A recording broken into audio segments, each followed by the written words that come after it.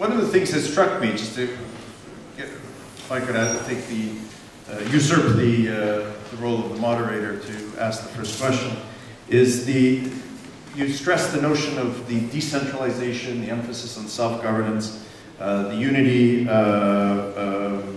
in Orthodoxy.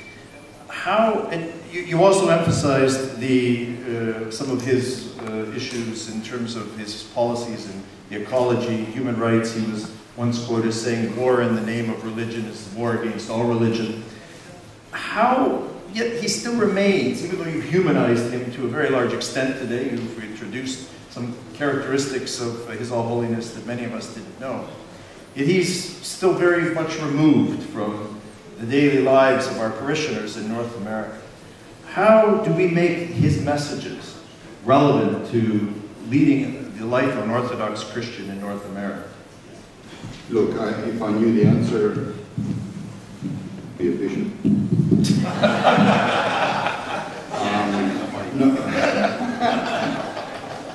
Here's what I think is really important, and we tend not to do it as Orthodox in parishes, as Orthodox in various countries where we live, or as Orthodox of various autocephalous national churches. We forget to look outside of ourselves, and I think we need to do that. We forget to think of the wider Orthodox picture, and I think we need to remember that. That's what happens in church on a Sunday morning. We're not going there for some private, worship or ritual, but in fact we're there communing with all of the world and all of heaven as well. We forget that broader picture, and that's the word ecumenical. That's what it really means. It's not relations with the Lutheran Church and relations with the Anglican Communion and so forth. It's understanding Orthodoxy as something much bigger than ourselves. And I think the Patriarch gets that part. I think that he knows when he's reserved about making a decision, it's because he knows he's representing something bigger than what he stands for. He knows that he's the 270th successor. I mean, if he's the one that blows it, that's bad. So he knows that you have to think of the wider planet. You can't just think of your own backyard. You need to think more broadly. And I think we can all do that. The situation in the Ukraine, that's helped us open our eyes. That's made us better Orthodox. Because we know that this is a sister, a nation, sister churches, brothers and sisters, Orthodox people that we are one with. And we forget that. So actually working to try and remember that broader, global, ecumenical, more universal side of Orthodoxy, I think is very important. Father, I think you had a question. Yes? Користуючись ситуацією і становищем нашої церкви в Канаді, як може наша церква, яка має канонічний статус, допомогти Україні в формуванні чи здобуття єднання чи об'єднання українських церков в одну помісну церкву? Наше становище є унікальне, тим, що ми маємо цей статус канонічний, як ми, як церква, могли посприяти об'єднанню єдиної помісної церкви України. Дякую.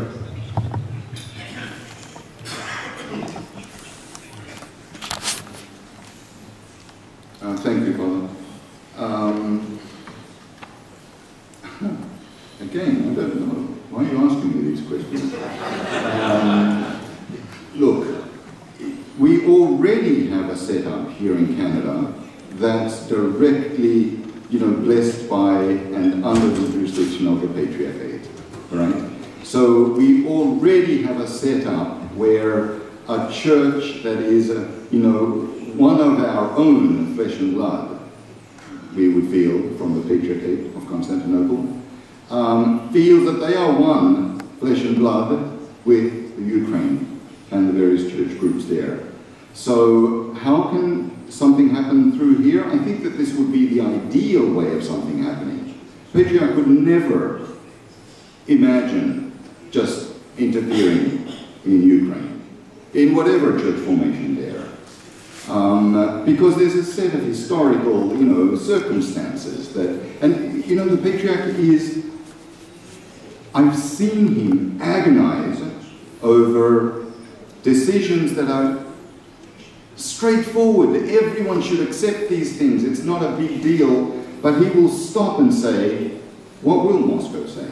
Not afraid of what Moscow will say, but will they be part of this one church that we're supposed to be? Will they also accept this?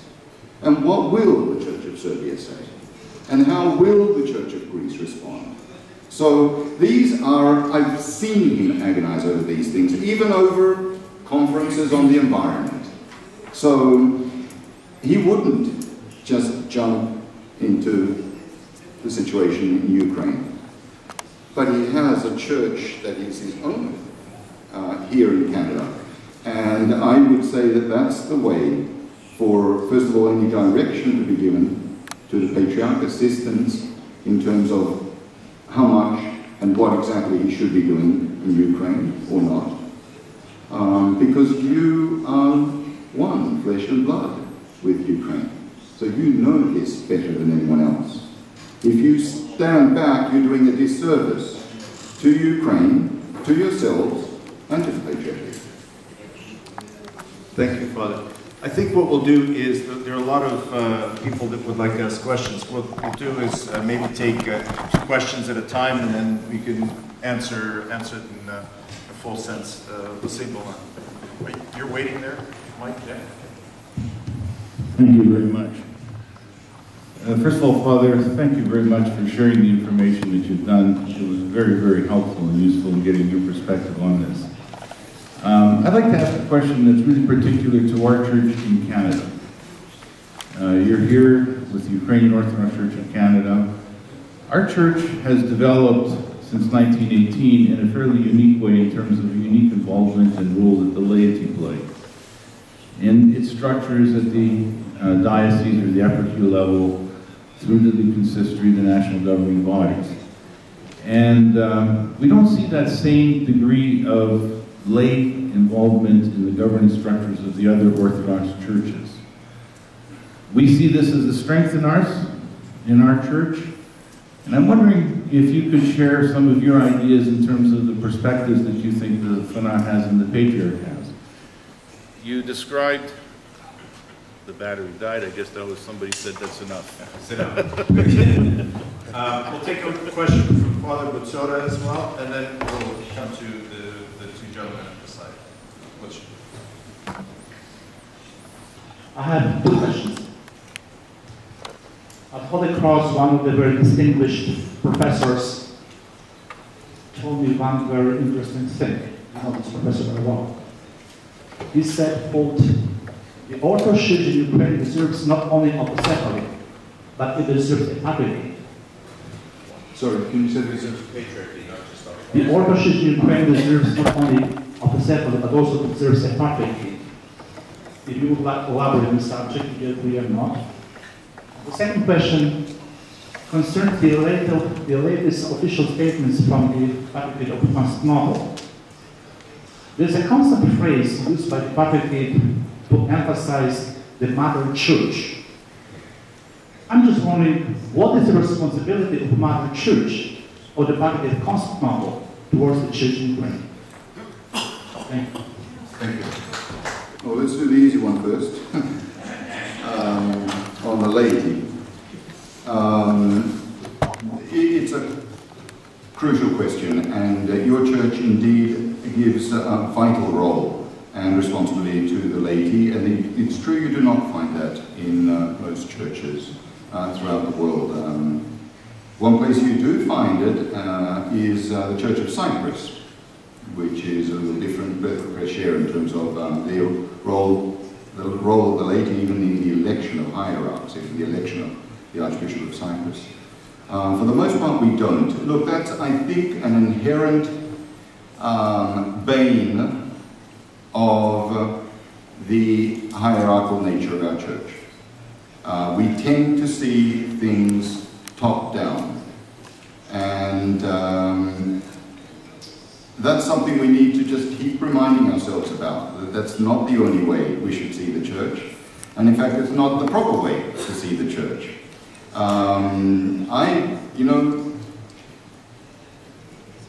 We normally think of the church as a kind of a pyramid, and at the top of this pyramid is the bishop, or the archbishop, or the patriarch, or the pope. That's not a very orthodox way, at least, not a very theological way of looking at the church. It's, as Bishop Carlos Ware says, it's the way people think about the church if they haven't really thought about the church. And I think it's true that we should sometimes just, even if not to change structures, I'm not going to say anything against the central role of the bishop, the vital role of the bishop in the church. All of that's in our theology. None of that's going to change. That is who we are. But I'm talking about the way we tend to be submissive people. The way we tend to just turn to a bishop for the answer. And there are times when... Are there times when you don't have the answer? Absolutely one. So, I would like to flip that pyramid sometimes and remember that we enter the church as a royal priesthood. We enter the church as baptized lay men and women. And that should be our starting point sometimes. We tend to forget that. We tend to forget, as we move along, the role of the deacon. You know, the deacon has nothing to do in our churches except drying bishops, you know, or drying up the wall. So, and then, you know, the priest does more, perhaps, but the bishop is the ultimate one. And we've distorted the role of the orders of the church, where if we begin from the role of the laity and understand that every lay Christian, man and woman, has a very precious treasure to preserve, both in the faith and in the administration of the church, then I think what we do is we end up understanding better what the role of the other orders is. Then the role of the deacon becomes the servant in liturgy and in society. And the bishop becomes the president of the local Eucharistic assembly, because God knows in our parishes priests are doing anything but that. And the bishop becomes the father or the teacher of that community, the overseer, because God knows in our churches most bishops aren't doing that. They're organizing, I don't know, golf tournaments. So, so if you start from the bottom, we normally start from the top and we say everything's focused on the bishop. What's left over for the priest to do? And it's everything except, I don't know, ordination. That's one way of seeing the church. And then what spills over for the laity, or the deacon, for instance? Very little. We can't afford a deacon, we don't really need one. And of course, if you're looking to see what the laity are left with in the church, it's nothing. So this is an aspect of the church that we need to keep reminding ourselves that we don't have the full picture if we are only sort of episcopocentric. Okay? The second topic, question, I'm very happy that one good statement came out of a Holy Cross professor. That in itself is something.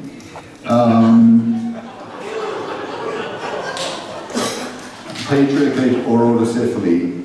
I don't think I should, not should, but I don't think I can answer that. I do realize that there are different circumstances with regard to the Patriarchate's role, our Patriarchate, the Mother Church's role, and Ukraine. There are different circumstances today, after Maidan, to 10 years ago, or to 20 years ago.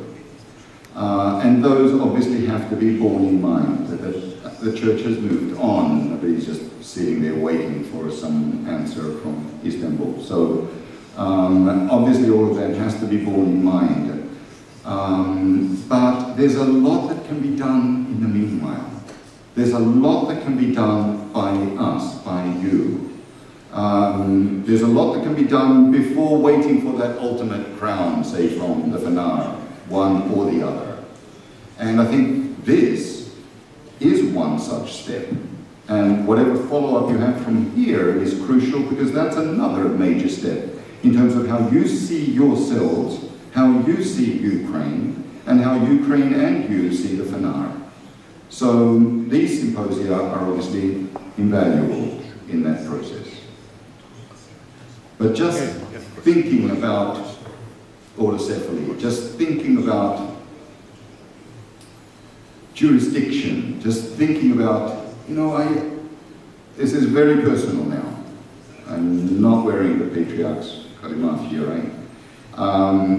It is so frustratingly scandalous to see Jerusalem and Antioch fighting over Qatar. You know, I know that jurisdiction is important. I know every inch of the earth is important to dioceses. But honestly, first of all, do you know that there is not one Orthodox faithful permanently living in Qatar that belongs to either Jerusalem or Antioch?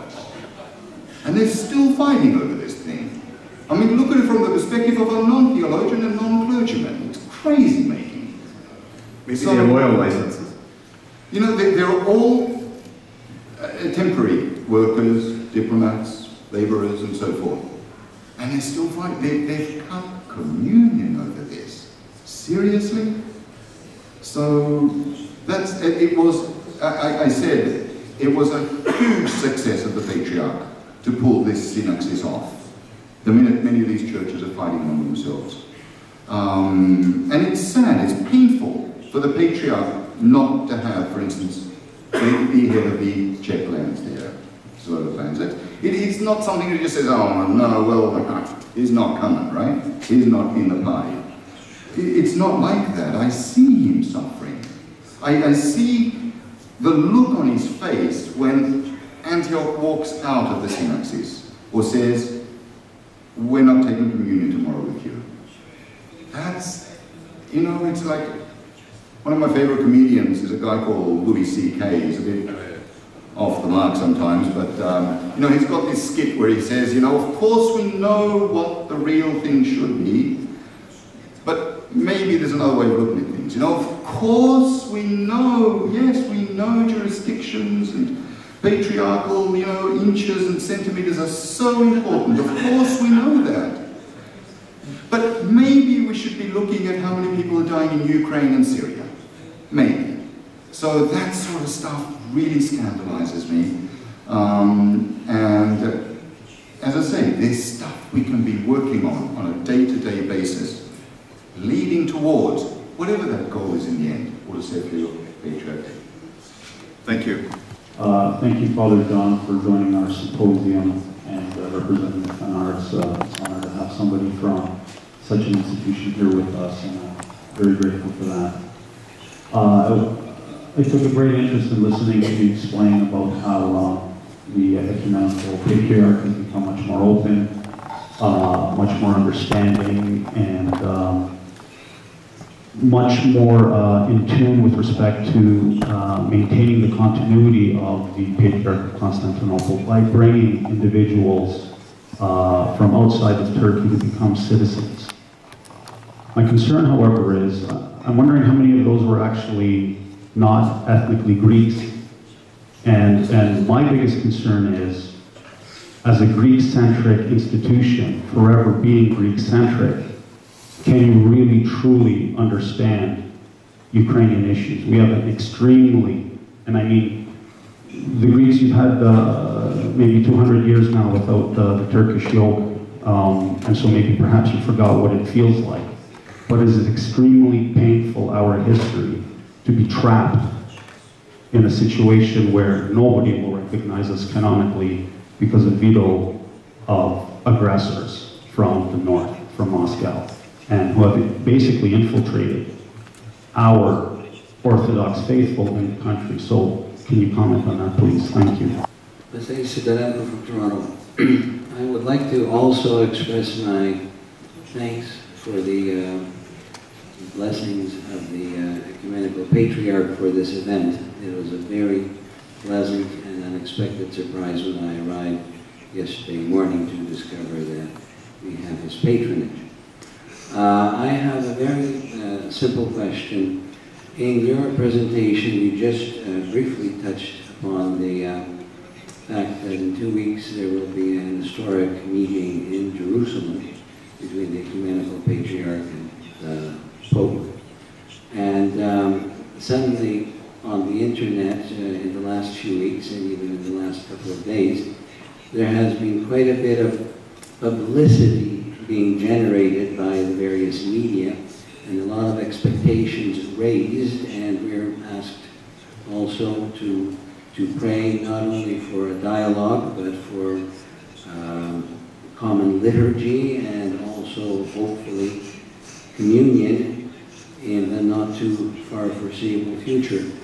And I was hoping that you might comment a little more than you've already done, so thank you. Thank you. Good questions. I said the Patriarch is much more open. I actually didn't. I said he was open. But you said he's much more open, and you're right.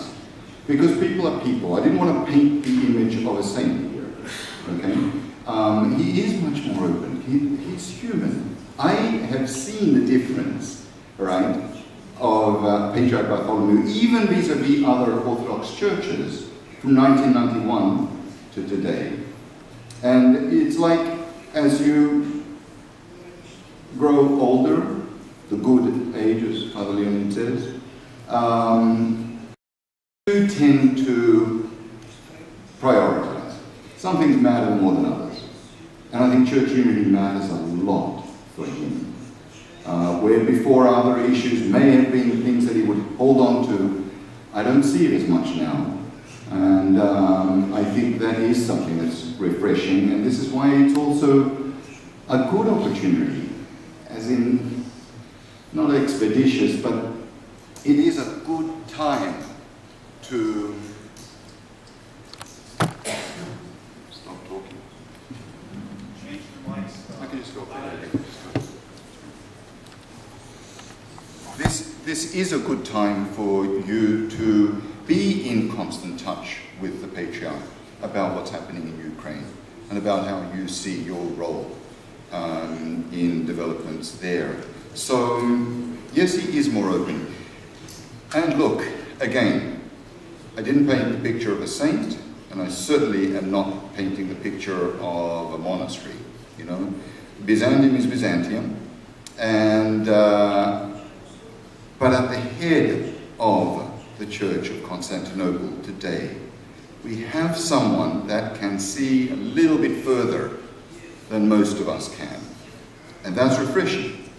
We have someone at the throne who knows that to be called ecumenical, you actually have to be ecumenical. He knows that. We have someone that will actually go to bat to try and get a bishop in Belgium from among the Belgian people and not from among the Greeks, and in other places of the world. So I don't think it's happening everywhere, like fireworks, but I think the Patriarch is well aware of it, and I think his heart is definitely set on the Patriarchate not being Greek. As I say, just the mere fact of opening up, there was a lot of resistance against his decision to have 11 of the Metropolitans. See, with 6 and 6, and the Patriarch's vote, number 7, you could really get your own way still. With 11 and 1 from the Phanar, he needs to persuade bishops of issues that he wants to advance. And that's exactly what he does, as I've seen him deal with the heads of the other Orthodox churches.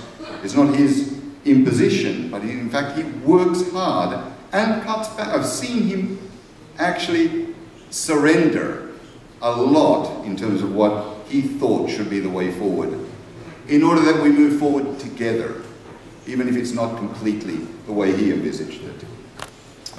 In terms of Jerusalem, it is a big event. It's an event that's celebrating what happened 50 years ago exactly, in 1964, early January, when Pope Paul VI, the Ecumenical Patriarch Athenagoras, met in Jerusalem. That was a big moment. It wasn't really noticed too much, but it changed the relationships between our church and the Roman Catholic Church, and even more broadly than that. You know, before they had met, there had not been a meeting between a patriarch and a pope in several hundred years. Before they corresponded, there had not been a letter between a patriarch and a pope in over 150 years.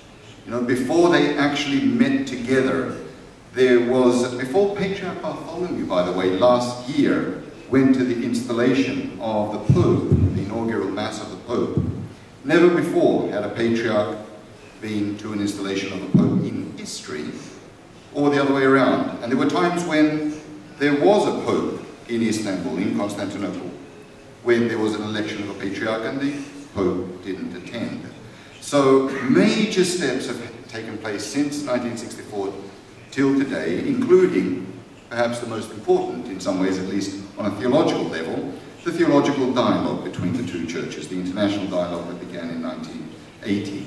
But apart from that, on a pastoral, parish level, the connections that bishops and priests and parishes have today with local Christian denominations didn't exist before 1964. It was very rare. And Athenagoras in that respect was a visionary. I think Bartholomew, very much as a protege of Athenagoras, is very much in the same sort of line of thinking broadly about contacts with the Roman Catholic Church.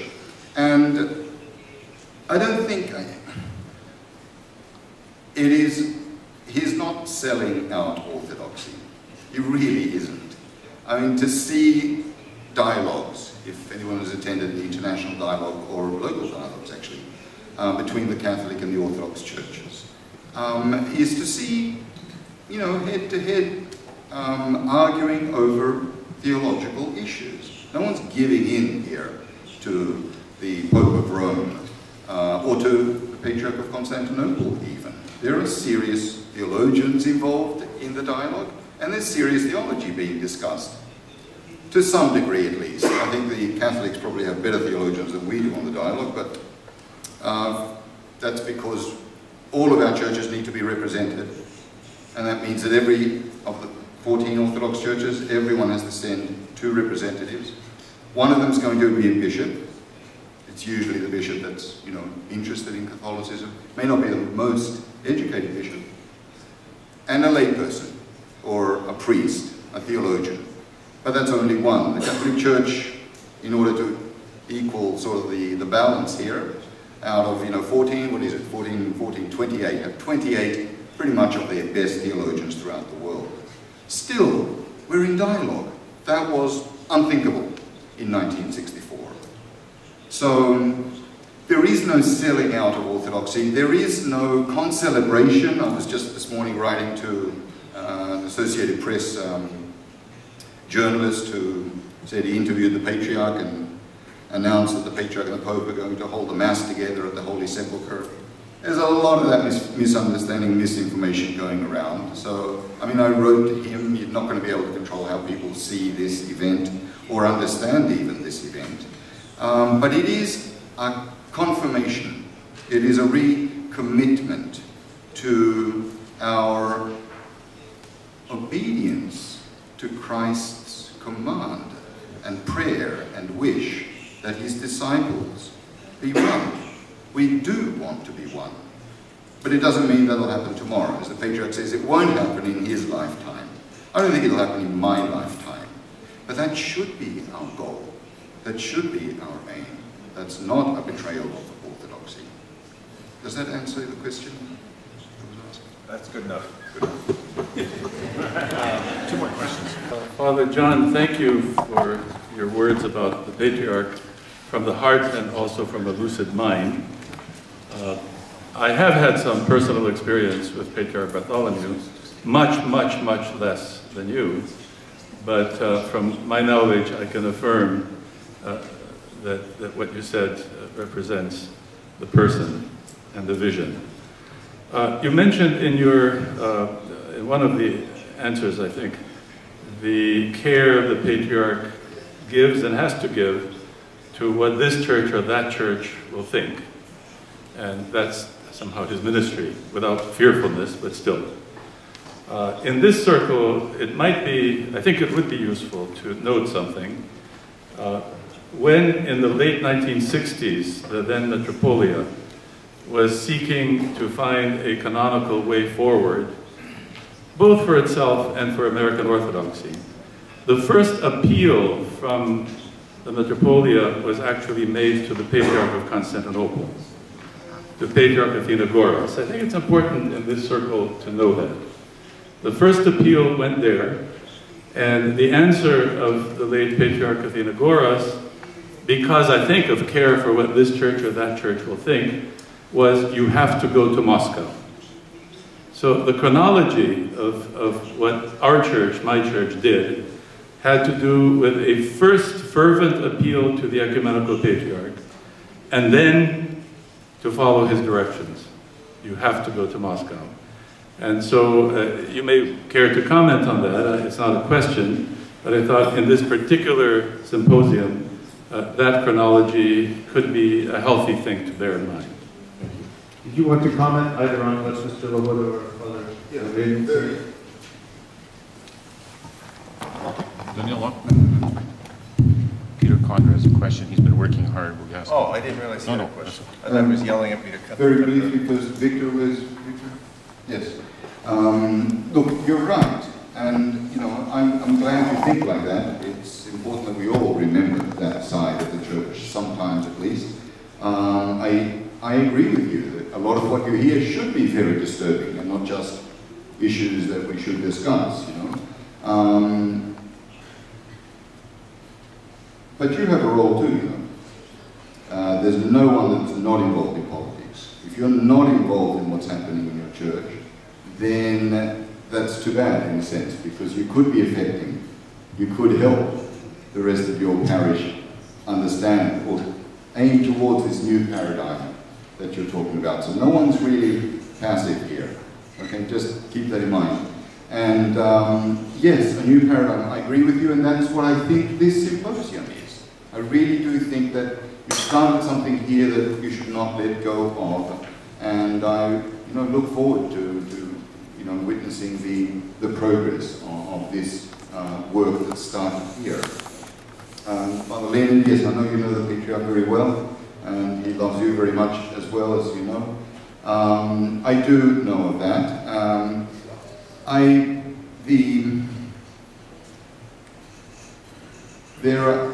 Look, I'm not going to answer the issue of OCA, obviously, but I can say, because I knew Father John Meyendorf, I knew Father Alexander Schremm, and I can say very comfortably that these were men well ahead of their time. That's not an issue I can ever disagree with. But maybe the rest of the church took a bit of time as well to understand just where it should be headed. So people react differently under pressure. People react differently when a few years have gone by. And the Patriarchate's, you know, even approach to the OCA today is not the same as it was in 60 or in 74. So, you know, we mature. But if we can work on this together, if we can just remember what Victor said and not get stuck on, you know, our personal biases or historical biases, then I think we can find some positive way forward. And the very last question to Dr. Kondra, who I've been ignoring. Thank you, Father John, for your wise words of wisdom. I have a question that relates to, I think, a lot of the subtext to the questions that have already been posed, and that is, in preparation for the Great Holy Council in 2016, what steps is the Phanar taking to ensure that arguably the largest Orthodox church in the world, i.e. the Ukrainian one, is represented? And how much of a priority is it to ensure that that actually happens? Because otherwise you are having a synod and you're excluding a large chunk of Orthodoxy. Well, I think the best answer I can give to that isn't politically correct, that isn't just, you know, shooing away of any answer, is what I've come to see here in the last couple of days. And that is that any steps, as you call them, that the Phanar might take, and none of this has begun, I think things will begin in September, as you know, the process, at least in preparing for this Great Council. Any steps that you would like to see from the Phanar have to be somehow informed by you. And I would say, in some ways, the first steps should be yours. And I really think that the Patriarchate, from what I've seen, especially in their response to all of the things that people, especially leaders here in the Church in Canada, have asked for the most part, not always, and not always very well, and sometimes they've done wrong things or, you know, easily misinterpreted things, but for the most part there's far more communication and far more joint sort of cooperation. And that's, I think, what we need to be thinking of over the next few months, probably more intensely if you're thinking in terms of the Great Council. Let's start first of all with the person of His All Holiness. I perhaps have traveled to the Phanar more than any of the faithful of the Ukrainian Orthodox Church of Canada since 1990. I met Patriarch Bartholomew when he was the Metropolitan of Chalcedon, and as you say, he was the bright one because of his look, his appearance, and he seemed to be the one of the Metropolitans around the table who understood the Ukrainian question better than anyone in 1990, that he realized that everything north of the Black Sea was not Russia, that there was a nation, Ukraine, a nation that suffered with the Holodomor and all the things involved. And over the years, the Phanar has understood better and better the Ukrainian question. Recently, as you say, the communication has become much better, and particularly our trip a year ago in February. You stated in your comments that things need to start from here, or such as this symposium. I think the symposium is very, very important, and we can do all kinds of projects and exchange choirs and have book launches and all of these things.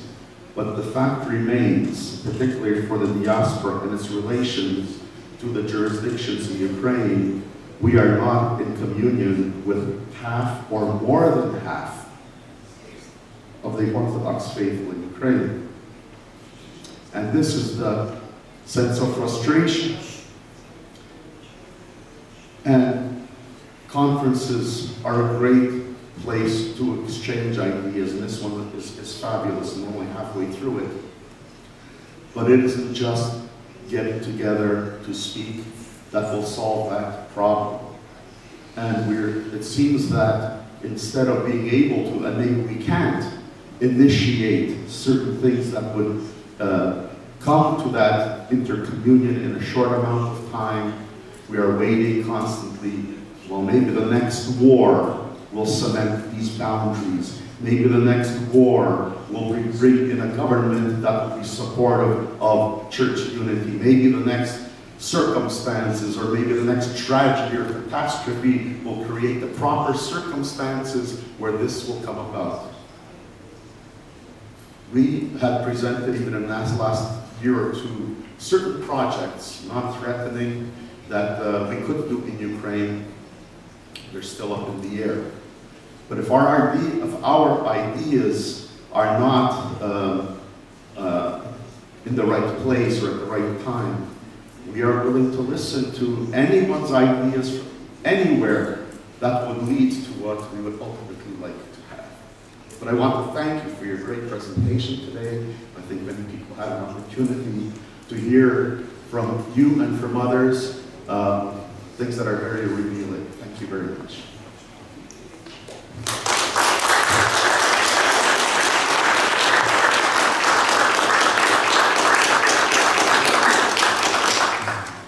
Your Eminence, I just want you to know that I have felt the pain of the church in Ukraine over the last couple of days. I really have. In an eye-opening way, I mean that sincerely. It wasn't just information that I'm interested in having, received. I promise you I've picked up that pulse to the degree that I can. I also honor your tears for the church, because that's, I think, what shows sincerity to me. Why things haven't happened, or whether things have happened, or what other things are in place, I don't know what the answers to that is. I can promise you that I will convey the full passion and intensity of all that was said here, including your last words, to the Patriarch, both in writing and in person. That I can promise. Thank you very much, Father. I think we've had a bit of a taste today of some of the pain and agony in the community, the frustration, and a lot of that comes to the fact that people don't know how to impact on this situation in Ukraine. In fact, it is actually quite limited in what we can do, to a certain extent. One of the great things about this symposium is that we have representatives of all of the Orthodox formations and our Greek Catholic brethren that provide a forum for all of you, by the way, to interact and ask these questions that you're asking to Father John. Ask them to our representatives from Ukraine as well. This is part of that opportunity for you, each of us, because I think one of the most profound things that you said was, it begins with every one of us. And each one of you has an opportunity, a unique opportunity, to interact with our guests and to decide for yourself, how do I impact? Maybe I'll get my parish together. Maybe we'll do something. We can try to do something together, the consistory. Metropolitan Yurij can attest to the fact that many members of the consistory, when we were in the Phanar in February 13, the doors were thrown wide open. And as a result of those efforts, first and foremost of Metropolitan Yurij and the bishops, there was a dialogue that started between the Phanar and the Kiev Patriarchate and the Ukrainian Autocephalous Church. So there have been very important and significant events that have gone forward. But this is a challenge, first and foremost, to our Ukrainian friends and guests, because the impetus for change and the impetus for unity has to come from within Ukraine. The Phanar can create the stimulus, they can create the conditions, but they have to have the signals. Our unique role, our little tiny church in this world of Orthodoxy, is we're being called up to pitch in the majors. But many of us don't even know if we want to be in the league. And this is a historic opportunity. And I really hope, and I thank you, Father, for the insights, because that's what I take out of your thoughts to sum up your presentation and the answers to the question, is that it really is a challenge to our church in how we interact with our Orthodox and Greek Catholic brethren in Ukraine, and how we act as an intermediary to inform that process in the Phanar to create something truly historic. Thank you very much. Thank you very much for your attention. Thank everyone for their patience.